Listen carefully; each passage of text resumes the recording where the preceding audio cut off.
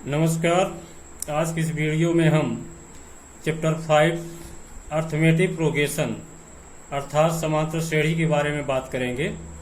आज के हमारे ऑब्जेक्टिव्स अर्थात उद्देश्य होंगे प्रतिरूप, संख्या प्रतिरूप, समांतर श्रेणी की परिभाषा, प्रथम पद, सार्वंतर, व्यापक रूप। आइए हम देखते हैं सबसे पहले प्रतिरूप पैटर्न क्या होता है।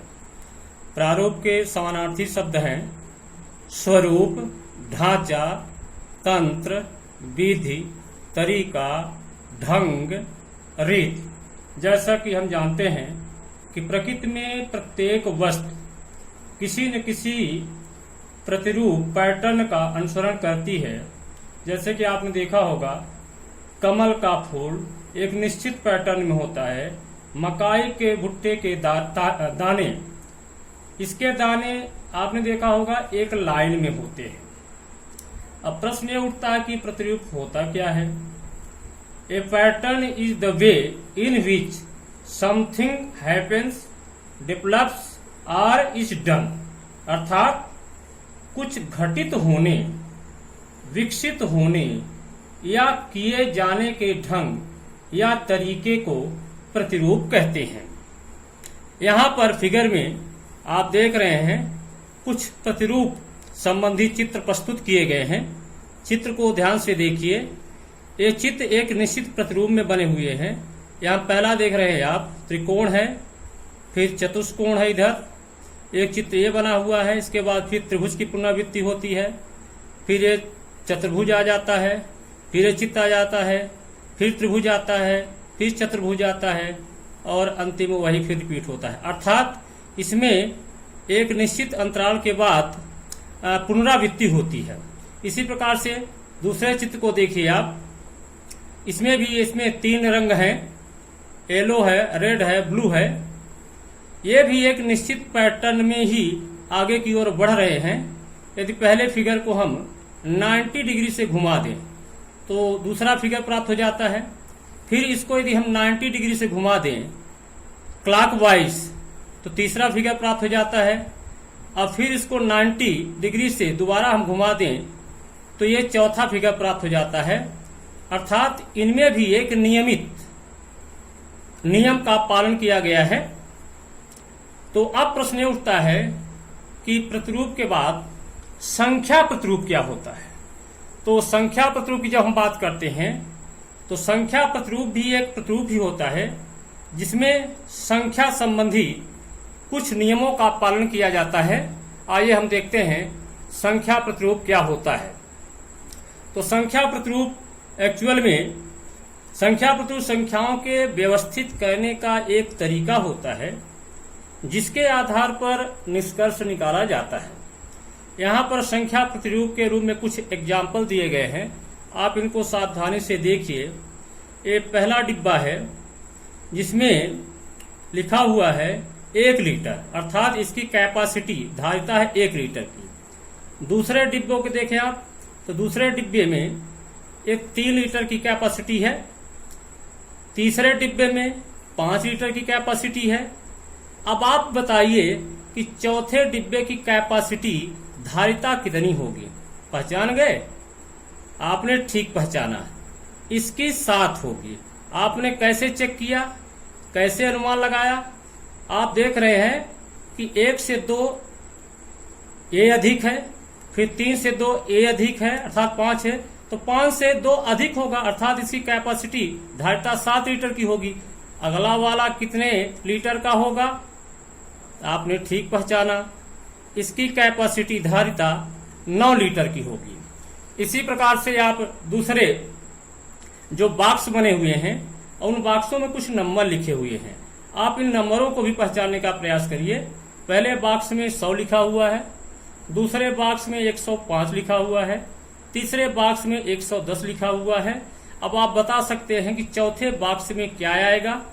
आपने ठीक पहचाना, 115। कैसे आपने पहचाना? ये एक निश्चित नियम से आगे की ओर बढ़ रही संख्याएं। 100 में 5 जोड़िए तो 105, 105 में 5 जोड़िए तो 110, 110 में 5 जोड़िए 115 आएगा। इस वाले बॉक्स में क्या आएगा, पहचान गए, 120 आएगा। आपने ठीक पहचाना। लास्ट वाले बॉक्स में क्या आएगा, 125 आएगा। तो देख रहे हैं कि ये जो संख्याएं आगे की ओर बढ़ रही हैं, इसमें एक निश्चित नियम का पालन होता जा रहा है, अर्थात प्रत्येक संख्याएं 5-5 से अपने में वृद्धि करती जा रही हैं। अब यहां पर कुछ हम संख्या सूचियों या श्रृंखलाओं पर विचार करते हैं। यहां पर देख लीजिए आप, 2,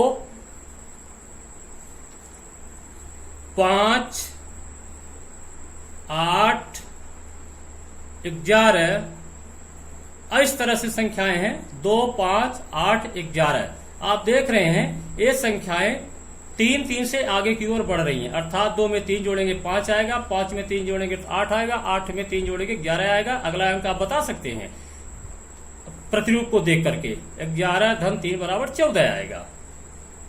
दूसरे को देखिए आप, -10, -8, -6, -4, अगला वाला अंक आप बता सकते हैं। इसमें जो नियम छुपा हुआ है, जिस नियम के आधार पर संख्याएं आगे की ओर बढ़ रही हैं, उस नियम के आधार पर आप अनुमान लगा सकते हैं कि अगला क्या होगा, क्योंकि हम निष्कर्ष ही तो निकालते हैं संख्या प्रतिरूप से।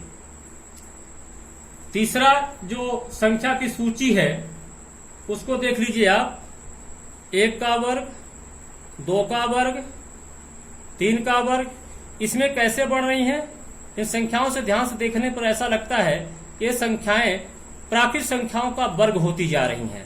तो आप बता सकते हैं क्या कि अगली संख्या कैसी होगी। आपने ठीक पहचाना, 4 का वर्ग होगा। और फिर इस तरह से संख्याएं आगे की ओर बढ़ती जाएंगी। और चौथा देखते हैं, चौथे में क्या आएगा, एक और प्रतिरूप लेते हैं, 1, 2, 4, 8। इसमें देखिए एक किस नियम का पालन करते हुए आगे की ओर जा रही हैं। यहां पर ऐसा लगता है कि एक निश्चित संख्या से गुणा करते हुए आगे की ओर बढ़ रही हैं। 1 में 2 का गुणा करेंगे 2 आएगा, 2 में 2 का गुणा करेंगे 4 आएगा, 4 में 2 का गुणा करेंगे 8 आएगा। अगली संख्या क्या होगी, आपने ठीक पहचाना, 2 का गुणा करना होगा, 8 दूना 16, यानी अगली संख्या बनेगी 16। संख्या प्रतिरूप में आपने देखा कि संख्या की जो सूचियां या श्रृंखलाएं थीं, उनमें प्रत्येक में कुछ न कुछ नियम का पालन करते हुए संख्याएं आगे की ओर बढ़ती थीं। किसी में योग करके आगे की ओर बढ़ती थीं, किसी में गुणा करके आगे की ओर बढ़ती थी, और किसी में वर्ग करते हुए आगे की ओर बढ़ती हैं। अब हमें देखना है कि इन संख्या सूचियों में से समांतर श्रेणी किसे कहते हैं, अर्थात समांतर श्रेणी क्या होती है। तो आइए हम समांतर श्रेणी की परिभाषा देख लेते हैं। समांतर श्रेणी संख्याओं की एक ऐसी सूची होती है जिसमें प्रत्येक पद, पहले पद को छोड़कर, अपने पूर्व पद में एक निश्चित संख्या जोड़ने पर प्राप्त होता है।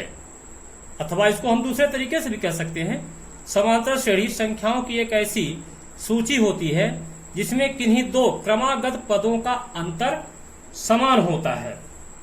अब यहाँ दो क्रमागत पदों के अंतर को हम सार्वांतर या पदांतर कहते हैं, तथा श्रेणी के पहले पद को यानी पहली संख्या को प्रथम पद कहा जाता है। तो हम यहाँ पर समांतर श्रेणी के प्रथम पद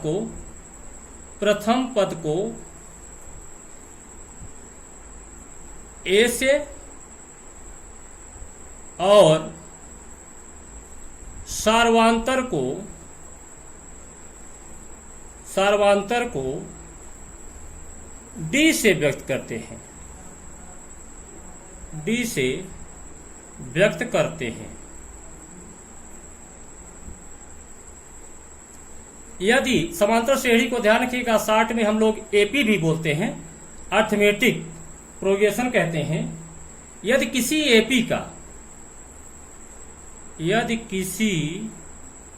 एपी यानी समांतर श्रेणी एपी का पहला पद A1, दूसरा पद A2 nवां पद AN हो तो AP होगी, यानी समांतर श्रेणी होगी। क्या होगी? A1 A2 A3 bindi bindi AN। अब चूंकि समांतर श्रेणी में दो क्रमागत पदों का अंतर समान होता है, तो यहां पर यदि हम दूसरे में पहले पद को घटाएं, तीसरे में दूसरे पद को घटाएं, चौथे में तीसरे पद को घटाएं, तो सबका अंतर समान होगा। अर्थात यहां पर होगा A2 माइनस A1 बराबर तीसरा पद माइनस दूसरा पद बराबर चौथा पद माइनस तीसरा पद बराबर बिंदी बिंदी nवां पद माइनस n माइनस 1वां पद बराबर ये हो जाएगा D। सार्वांतर, क्योंकि किन्हीं भी दो क्रमागत पदों का अंतर समान होता है, इसी को हम लोग सार्वांतर कहते हैं। अब यहां पर ध्यान देना है कि जो सार्वांतर है वो सार्वांतर धनात्मक भी हो सकता है, ऋणात्मक भी हो सकता है और शून्य भी हो सकता है। और समांतर श्रेणी की सबसे बड़ी विशेषता निर्भर करती है सार्वांतर पर। सार्वांतर ही निर्धारित करता है कि श्रेणी हमारी किस प्रकार से आगे की ओर बढ़ेगी। क्या प्रथम पद ज्ञात होने पर समांतर श्रेणी को ज्ञात किया जा सकता है? बिल्कुल नहीं। जब तक हमें सार्वांतर पता नहीं होगा तब तक हम श्रेणी को लिख नहीं सकते हैं। आइए हम कुछ समांतर श्रेणी के कुछ उदाहरण लेते हैं और समझते हैं कि समांतर श्रेणी किस प्रकार से होती है। यहां पर पहला हम एग्जांपल ले रहे हैं। 1 3 5 7 बिंदी बिंदी बिंदी बिंदी। इसमें आप देखिए कि इस समांतर श्रेणी का प्रथम पद 1 है और सार्वांतर कितने से हमारी श्रेणी आगे की ओर बढ़ रही है? 2 से आगे की ओर बढ़ रही है। यहां सार्वांतर 2 है। दूसरी समांतर श्रेणी का एग्जांपल ले रहे हैं। 50 40 30 बिंदी बिंदी। यहां पर देख रहे हैं कि संख्याएं जो बढ़ रही हैं आगे की ओर वो घटती हुई नजर आ रही है। पहले 50 है, फिर 40 है, फिर 30 है। अर्थात यहां पर श्रेणी का प्रथम पद 50 है लेकिन सार्वांतर ऋणात्मक है। 40 माइनस 50 यानी ऋण 10 आएगा। तो यहां पर सार्वांतर ऋणात्मक है। तीसरा एग्जांपल ले ले।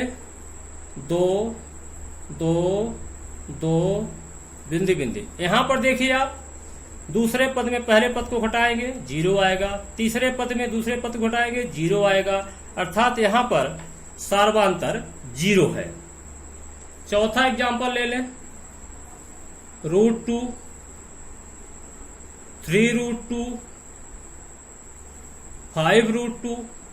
यहां पर देख लीजिए समांतर श्रेणी अर्थात एपी का फर्स्ट टर्म यानी प्रथम पद √2 है। और यदि आप अगले पद में ठीक पूर्व पद को आप घटाएंगे तो आपको क्या मिलेगा? चाहे दूसरे में पहले घटा दीजिए, चाहे तीसरे में दूसरे घटा दीजिए, तो यहां पर सार्वांतर आपको मिलेगा। अब हम बात करेंगे समांतर श्रेणी के व्यापक रूप के बारे में। तो आइए देखिए समांतर श्रेणी का व्यापक रूप क्या होता है। यदि किसी समांतर श्रेणी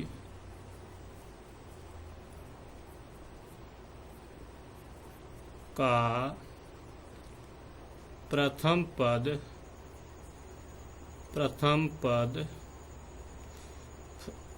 ए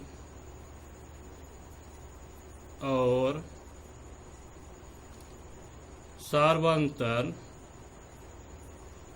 डी हो यानी कॉमन डिफरेंस डी हो तो एपी का व्यापक रूप व्यापक रूप निम्न होता है। निम्न होता है ए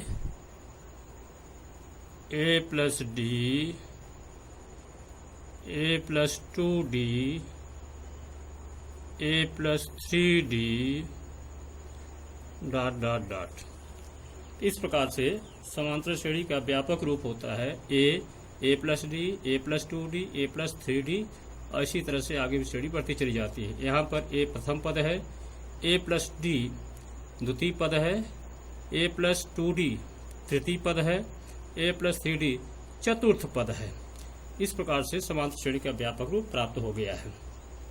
आज के वीडियो में बस इतना ही। मिलते हैं अगले वीडियो में, तब तक के लिए नमस्कार।